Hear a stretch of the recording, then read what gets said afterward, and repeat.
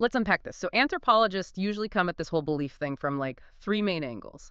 The first topic on our map then is anthropological approaches to the study of religion, evolutionary, psychological, and functional. Right. And to understand those angles, it makes sense to start with the oldest one. Yeah. So the question is, describe the various theories under the evolutionary approach of studying religion. Basically, how did people think religion even started? And, how did it change over time? And we probably need a working definition first. I remember the sociologist Emil Durkheim had that classic one everyone uses. Something like religion is a unified system of belief and practices relative to sacred things. Exactly. That's the benchmark.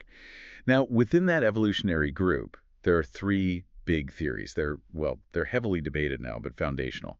First up is E.B. Tylor's animism. Tylor thought that early humans developed this idea of a soul, an anima, by trying to explain things they couldn't figure out, like shadows or echoes or dreams. Okay, so if I dream about my grandma who passed away, my brain thinks, well, her soul must still be around somewhere. Tylor saw that as the starting point, this belief that everything in nature has a soul. Pretty much. And then this idea, this belief system, it evolved from many souls polytheism towards eventually just one God monotheism. Got it. What came next? Well, then Marett came along with Animatism. He had a different take. He suggested belief didn't start with lots of individual souls, but with a single, universal, kind of impersonal supernatural power. He pointed to the Melanesian idea of mana, this powerful force that could be, say, passed on when a chief died. Interesting. So not separate spirits, but more like a cosmic energy field that influences things. Yeah. Marett actually argued this mana stage was pre-animistic. Yeah, he saw it as the real origin point. So for him, the evolution went mana, then polytheism, then monotheism. Okay, and the third evolutionary idea? That brings us back to Durkheim, actually, with Totemism. He studied indigenous Australian groups and argued religion started when a clan began worshiping a totem. An animal, a plant, some object that stood for the clan itself. Everything the clan did revolved around this symbol. And this is where Durkheim had that really big insight, wasn't it? He thought this was the simplest, the most elementary form. Yeah. But the key was that by worshiping the totem, you were actually worshiping the group, the society, without even realizing it. Society worshiping itself. Mind-blowing, kind of. It's a powerful idea. But looking back, this whole evolutionary approach gets criticized a lot. Mainly because it's all speculation. Religion isn't physical, right? So there's no hard evidence of how it started. Right. And Tylor, specifically, people said he made early humans sound like armchair philosophers thinking about souls when they were probably just focused on, surviving. Good point. Okay, so that's the how it started in society view. Let's zoom in now, look at the individual mind. So the question is, describe the various theories under the psychological approach of studying religion. Right. This shifts the focus completely inward. How does religion function for the individual psyche? And the big name here is Sigmund Freud with his psychoanalytic theory. He famously called religion an illusion of the mind. Yeah, I remember this. His idea was that when we feel helpless as adults, we kind of unconsciously tap into those old childhood feelings of needing protection and project them onto a powerful sort of father figure God. Exactly. It provides a sense of security. Freud basically thought humanity needed to ditch religion and rely on science and reason instead. But then you've got Carl Jung, who went completely the other way. Totally different direction. Jung's therapeutic theory saw religion as incredibly beneficial. He argued we're actually born with a God archetype, like an innate leaning towards imagining a God figure. For Jung, religious belief wasn't an illusion, it had a real therapeutic function. It helped heal mental fears, provided stability. Okay, wait. So Freud says it's like a childish crutch we need to get rid of. Jung says it's vital for mental health. How do anthropologists square that? Is it just, pick your favorite psychologist? Well, that tension actually leads us right into the third main approach, which tries to answer the so what question. So now we're asking, describe the various theories under the functional approach of studying religion. This perspective isn't so worried about origins or mental states, but asks, what job does religion do? What role does it play for individuals and for society? Okay, so what does it do according to this view? Primarily two things, linked to two theories. First, Durkheim pops up again with his socio-functional theory. Remember the totem representing the clan? Yeah. Well, worshiping it reinforces those community bonds. It creates social cohesion. Religion acts like social glue, holding the group together. Makes sense. And the second function? That comes from Bronislaw Malinowski, his psycho-functional theory. He called religion an integrative need. It helps people cope with anxiety, uncertainty, like, say, facing danger out at sea. It offers explanations for the unexplainable, gives psychological security. Ah, okay. So social glue for the group and a kind of psychological security blanket for the individual. Precisely. And, while some critics argued about focusing too much on the individual versus the group, the general thinking now is that religion really does both things at the same time. It serves individual coping needs and group unity. It's remarkably efficient, socially speaking. All right, so we've got those three big frameworks. Let's quickly touch on how anthropologists actually classify these belief systems. Next question. What are monotheism and polytheism? Yeah, this one's pretty straightforward. Monotheism is simply the belief in one God, usually comes with a single supreme being, maybe one main holy place, a key sacred symbol. Like Christianity, Islam, Judaism? Right, and polytheism is the belief in multiple gods and goddesses. So you'd expect to see lots of different deities, holy places, symbols. Like in Hinduism, or maybe those earlier ideas like animism or totemism could fit here too. Exactly. Good examples. Okay, moving on.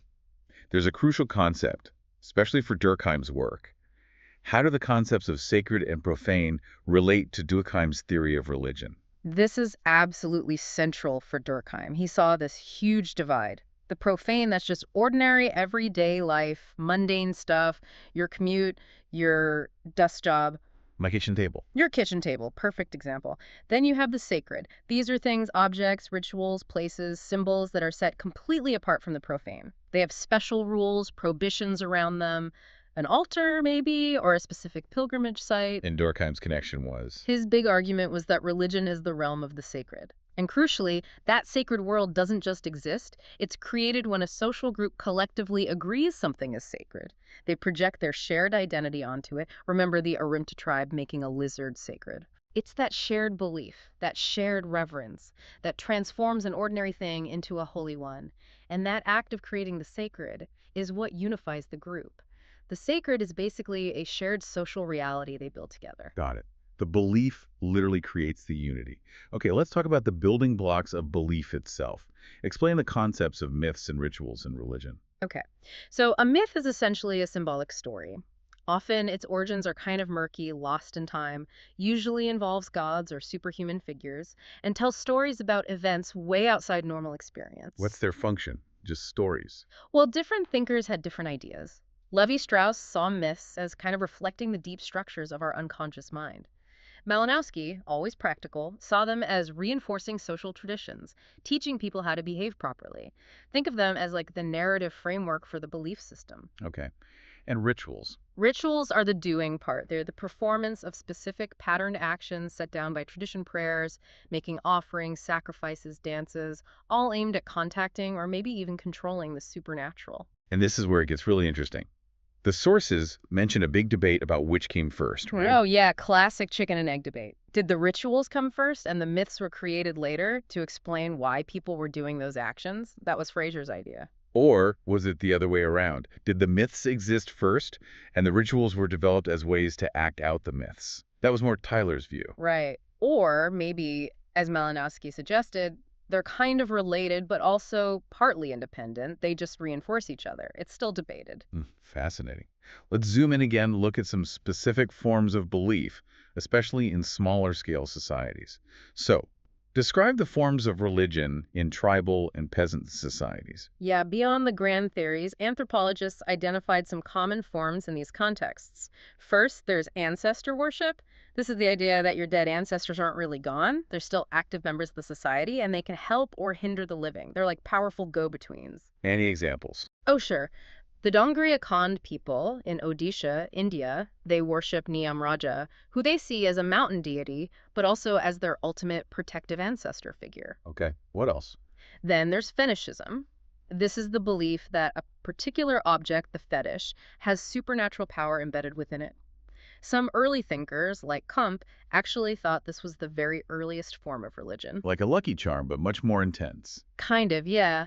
You might see, for example, the Banda people of Malkangiri worshipping a specific sword they believe holds special power. Right. And the third one? Naturism, basically the worship of nature itself, the sun, rivers, mountains, storms, it likely comes from, a sense of awe and maybe fear of these powerful natural forces that people couldn't control, leads to the belief that nature is sort of alive, animated throughout. Hashtag magic, science, and practitioners. Okay, let's switch gears a bit. From worshiping or asking for help to trying to take control. Let's define magic, including its elements and forms. Right. Magic, in the anthropological sense, is about techniques used to compel or coerce the supernatural. You're not asking nicely like in religion, you're trying to make something happen using supernatural means. James Frazer famously called it a pseudoscience because it seemed to follow rules, like a science. But, well, the rules were wrong. And Malinowski saw this as another integrative need, didn't he? Like filling a gap where practical knowledge runs out. You can't guarantee your crops will grow with farming techniques alone. Maybe you use magic to reduce the anxiety. Exactly. It addresses that uncertainty. Now, Raymond Firth broke down magical acts into three core elements. You need Yeah. 1, the practitioner, the person doing the magic, like a shaman or sorcerer. Okay. 2, the practical aim, what you're trying to achieve, whether it's protective, like healing, or destructive, like cursing someone. And 3, the magical formula, the specific spells, rites, maybe special objects or medicines you use. Got it. And Fraser also talked about different forms of magic based on how they supposedly worked. Yes, his 2 famous laws of sympathetic magic.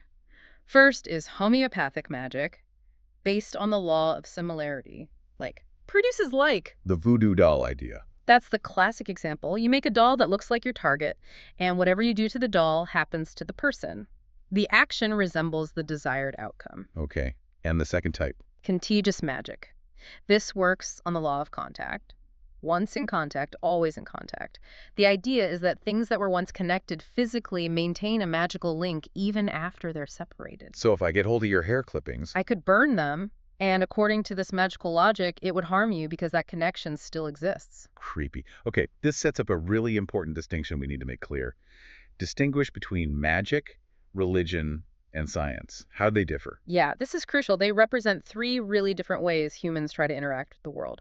Let's start with their basic attitude. Magic's attitude is coercion. It tries to force an outcome. Right, make it happen. Religion's attitude is supplication. You ask, you plead, you hope for help from a higher power. And science. Science's attitude is observation and experimentation. You try to understand the fixed laws of nature and work within them. Okay, attitudes are different. What about the goals and expected outcomes?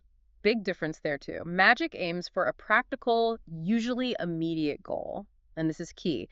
It guarantees results if you do the ritual correctly. Or at least that's the belief. If the spell fails, you messed it up. Exactly.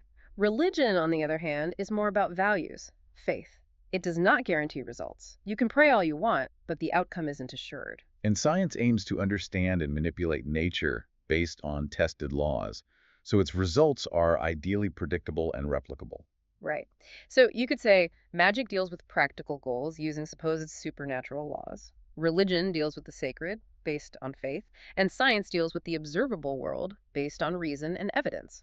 3 distinct toolkits. That's a helpful way to put it. Now, if you had these systems, you need people who specialize in them. So describe the various types of religious practitioners. Who are these intermediaries? Good question. First, you have priests. These are typically full-time specialists. They often have high status, are supported by the community, and you usually find them in larger, more organized societies. Their authority comes from knowing the established rituals, the doctrines, it's learned knowledge. Okay, the established figures. Who else? Then you have the shaman. Shamans are often part-time, maybe male specialists, think healers or medicine men. The defining thing about shamans is how they interact with the spirit world. They typically enter a trance, an altered state of consciousness, to journey to the spirit world or communicate with spirits. So more about personal experience and altered states than learned texts. Exactly. Then, on the more negative side, you often find beliefs in sorcerers and witches. They're associated with harmful magic, black magic, Yeah. usually have low social status, and people fear them because they're believed to cause sickness or misfortune. Right, the ones who use magic for bad ends. Yeah. Generally, yes. And finally, there are mediums. These are often part-time practitioners, frequently female. Like shamans, they interact with the supernatural, but their method is typically possession trance. A spirit is believed to enter their body, speaking through them to heal or divine. Different ways of connecting to that other realm. Okay, one last core concept, and this one is all about transitions in life. Hmm. What are rites de passage? Rites of passage. Arnold van Gennep was the key figure here. These are rituals that mark how people move through the life cycle: birth, puberty, marriage, death, and also how they shift between different social statuses. Yeah. And they are found everywhere, utterly universal. And if I get up notice, they almost always follow a three-stage pattern, right? What's the first stage? Separation. The person or people undergoing the rite are ritually removed from their old group or status. Think of initiates leaving their village to go into seclusion. Okay, taken out of the ordinary. What's next? The second stage is marginalization, or the transition phase. This is the in-between bit. The person is outside of society, kind of betwixt and between. They often have to endure tests or ordeals during this time. Victor Turner really focused on this stage, calling it liminality or anti-structure, because normal social rules often don't apply there. Interesting. Outside the rules. Right. On the final stage. Aggregation or incorporation. The individual comes back and is formally welcomed into society with their new status confirmed. They're now officially recognized as an adult or a married couple or whatever the transition was about. You see this pattern everywhere, from, say, Maasai warrior initiations to the life stages in the Varnashrama in Hinduism. Absolutely. It's a fundamental social mechanism for managing change. Hashtag tag recap and outro. Okay, well, we covered a lot of ground. Right. Let's quickly recap this deep dive to lock it in. We started with the three main ways anthropologists approach belief. First, evolutionary, trying to trace origins, thinking about animism, animatism, totemism. Then, psychological, that tension between Freud seeing it as an illusion versus Jung seeing it as therapeutic, based on archetypes. Right. And functional, what job does it do? Durkheim's social cohesion versus Malinowski's individual anxiety relief. Exactly. Then we clarified monotheism versus polytheism, and we really dug into Durkheim's big idea, the sacred versus the profane, and how making something sacred is fundamentally a social act that creates unity. Yeah. We talked about myth as the story and ritual as the action, and we contrasted magic trying to force results, guaranteed outcomes, with religion asking for health, no guarantees, and science observing laws, predictable results. And finally, we identified those key religious specialists: priests with their doctrine, shamans entering trances, sorcerers witches with harmful magic, and mediums operating through possession. And wrapped up with rites of passage, that universal separation, transition, incorporation pattern for managing life changes. So what does this all mean? Here's something to chew on. If Durkheim had a point, that when we worship the sacred, we're sort of unknowingly worshiping our own society, our own group. Well, what are the sacred totems today in our modern, often secular-seeming Western societies? What things, institutions, maybe brands, technologies are set apart, treated with special reverence, subject to rules? Things that, if you criticize them too harshly, it feels like you're attacking the community itself. That's a really provocative question. As science and the observable world take up more space, where does that deep human need for shared symbols for things held sacred by the group actually get projected? What are we collectively rallying around? Go forth and observe the modern totems. Definitely something to think about. Thank you for joining us on this deep dive into the anthropology of belief.